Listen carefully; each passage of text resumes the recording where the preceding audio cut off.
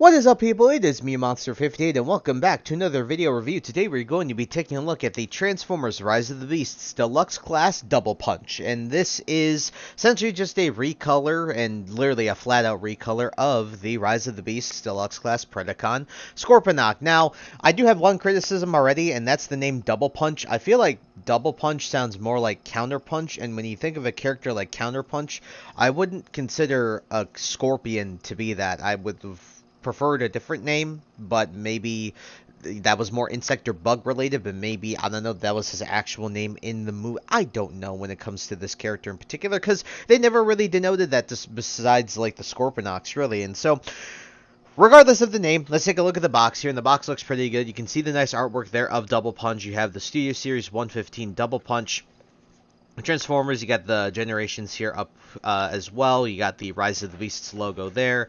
More nice artwork here of a Double Punch. Even more nice artwork. And then finally, your obligatory product shots. And then when we're taking a look at the background, it is simply the background of the final battle area scene in Transformers Rise of the Beasts. And so, as per usual, when it comes to the box, Hasbro's pretty good at doing that. And so, without further ado, alrighty, folks, here we have the Transformers Rise of the Beast Deluxe Class, essentially Predacon Double Punch in his Scorpion mode, and I gotta say, it looks really good. At the end of the day, I'm gonna tell you this right now, this is literally just the Scorponok mold that is red instead of purple. So, there's really not that much difference, pretty much none at all besides the color. And it is cool that you get different color variation, but it's also kind of like, are you really milking the troop builder like that? Like, we could have just bought like a ton of Scorponoks and instead, but I guess, you know, they did have red versions. I don't know, man. It's okay. I mean, take a look at it. The red does look really nice. Look at the details. The head looks really, really good. You can see the nice red here. You can see the red here on the claws. You can see the red here on the back and all this, you know, like the little bit of red sprinkled throughout. He looks really good, and I really do like how the Scorpion actually looks in this. You know, it does look really, really good. But at the end of the day, when you're comparing this to Scorponok, there's really no difference besides literally just the color. And so, without further ado, folks, we're just going to do, actually, let's do the articulation first. So these can't really rotate, but you can go like this, and then these have extra joints, so you can twist them like this, and then rotate them all the way around. The legs can go like this, and then they do have, like, joints here.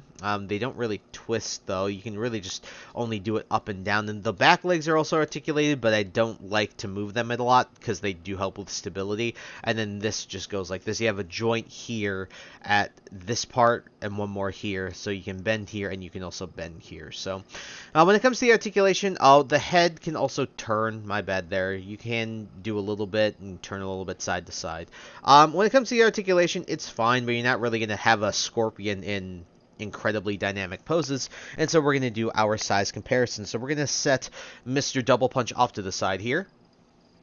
As per usual, here he is with the Transformers Legacy United Deluxe Class Infernac Universe Magnius, and he is a pretty average deluxe size figure. Now, when I was reviewing the original figure, I still think it's a good figure. It's just when I'm looking at the difference between this guy, and I was expecting a little bit more of a difference between this guy and the original release, since there isn't much, it's a little bit disappointing. Again, this guy does look really, really good, but again, when you're comparing them one to one, again, really the only difference is, at the end of the day, just their color. And so, sort of to write that home, here he is with the original release, and you can see, yeah, I mean, the color, even the gray is different, right, when you have them side by side like this, but really, I mean, if you're looking at it, you still have the same Predacon logo on both, right, there's the Predacon logo there, it's there as well, and see, just the purple bits here are just red here, and then you look at the purple here, it's just red here, you look at the purple here, it's just red here, you look at the purple on the head, and it's just red on the head, and then you look at, like, the stinger, it's just purple there, it's red there. Like, sure, the pattern of maybe some of the purple and the red is a bit different, but at the end of the day, I mean, these figures are exactly the same. I did buy two of these guys, and it's nice to have, you know, a couple for the troop building purposes, but if you're already happy with the Scorponok mold, I wouldn't necessarily say you have to get this unless you just want more troop building for your display. Alrighty, guys, I know I'm kind of crapping on this figure. Again, it's not a bad figure at all. It's actually a really good figure. It's just when you're comparing it to the fact that it is a literal, just basically repaint to this figure. I know I'm going over like sort of my final thoughts already, but it's a little bit disappointing. But when it comes to the transformation, it's pretty interesting and I do enjoy it. It's not frustrating, but it's not super easy either, and that's really cool to see because you don't get to see that super often nowadays. But again, if you'd like to actually check out the transformation, I'm going to put a card in the upper right as well as a link in the description to the original Scorponok review, so you guys can go and take a look at that. I'm not going to bother showing you the transformation again. Check that review if you'd like to see it. And so we're going to take Scorponok from his Scorpion mode, or excuse me, we're going to take a Double Punch from his Scorpion mode and into this in his robot mode. And when we take a look at this robot mode, again, the red looks really good, and the more like less bluish purplish shade of gray also works for this, and I think it does look very nice. It's just, again, it's kind of disappointing when the only difference really is just the color. And I get it, it's a troop builder, right? It makes sense, but it's still, I don't know, it just feels like, I'm not saying it is, but it feels like cash grab. And again, I don't like the name Double Punch because it sounds like Counter Punch to me. And you'd think it'd have a more insect or bug related name.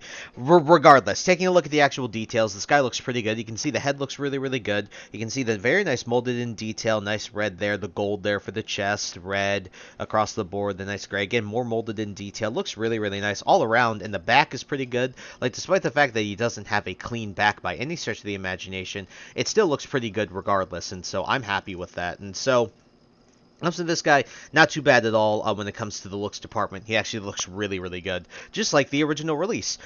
So we're going to do our comparison. So we're going to set Double Punch off to the side here. Here he is with Magnius once again, as you can see. Pretty average deluxe scale. Really nothing to complain about here. And finally, here he is with the original release with Scorponok. As you can see, again, the major difference really is just the color. The more flat, the more gray rather than the more bluey gray. Again, this is nice. It's the silver for the claws as well.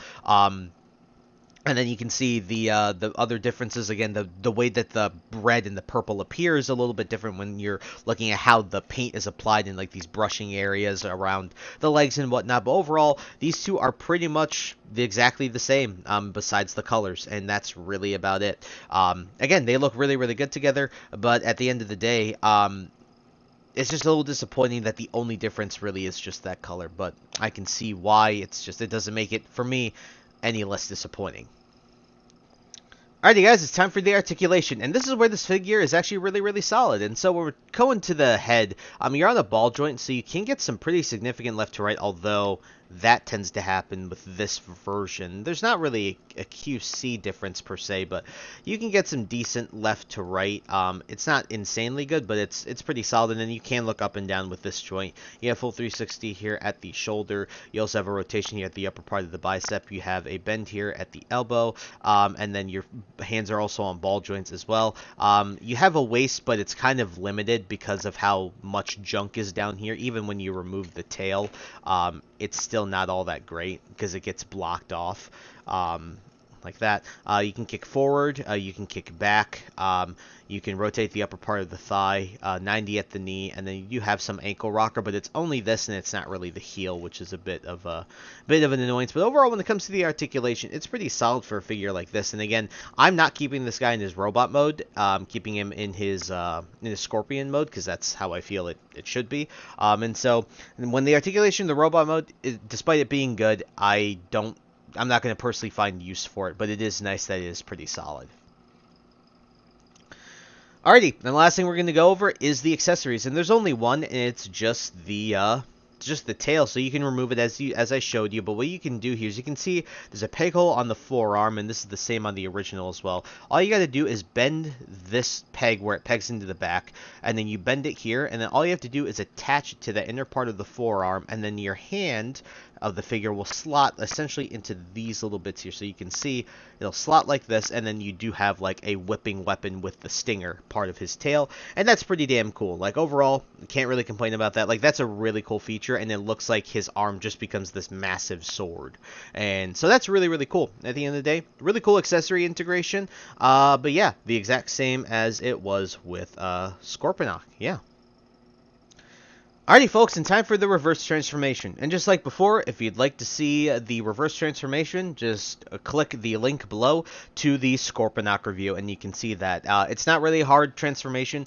Sometimes the pegs going in can be a little bit more difficult, as well as sort of flattening him, because some of the legs exactly don't like to flatten, so his stability is a little off. But other than that, it's a pretty normal transformation going back. It's not complicated, it's not super easy, it's just right in that sweet spot where it's enough complicated to where it's interesting, but not super complicated to where it's mega frustrating. So at the end of the day, yeah. So we're going to take Double Punch from this in his robot mode, and back to this in his scorpion mode. And so, folks, for my final concluding thoughts on the Transformers Studio Series Rise of the Beasts Deluxe Class Predacon Double Punch. This guy is just fine.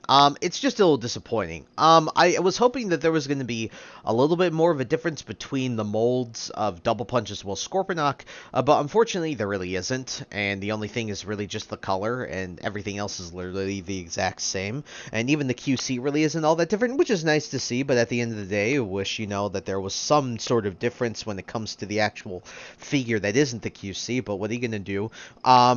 He is nice. I mean, the Scorpion mode looks really, really good. The accessory is really good. The articulation is pretty solid, and the paint and the detailing is really, really nice. At the end of the day, the only thing for this figure really is my major criticism is just the fact that the figure isn't like sensational, as well as it's just a repaint. That's all it is, and there's no real difference between this as well as the Scorponok. So when it comes to recommending this figure, it's a bit hard, because if you do like the Scorponok mold, I mean, obviously you would more than likely enjoy this. Like, you'll just enjoy it because it's just a bit of a different color. But in terms of spending your money on it, unless you really want like just a couple of extra displays for like a Rise of the Beast display, then I'd skip out on this one personally. If you like the Scorponok mold and just want to stick with that, and you bought a couple of those already, in my opinion, unless you really just want the extra different color variation in terms of your display, don't bother buying this. Again, it's a great figure. At the end of the day, it's just not like sensational, and the fact that it's literally just a repaint leaves a little bit more to be desired. And so out of a 10, I'm actually going to give this 1 point lower. I'm going to give this an 8. It's still a great figure. It's just that disappointment factor that knocks it down a point, because there's really no difference between this for Double Punch as well as the original Scorponok release. And so I did pick mine up on the Big Bad Toy Store, so leave a link in the description to that. Also try and find links to Hasbro Pulse as well as Amazon, so you guys can go to those retailers if you prefer those. And so I think that's really it for the review, and so I thank you guys so much for taking the time to watch this video. Please like, comment, rate, and subscribe, and share this video with your friends. Also follow me in the socials. Those will be linked in the description below. And with that, guys, and once again, thank you so much for taking the time to watch this video review, and I will catch you all in the next one. Hope you guys have a wonderful day. Peace.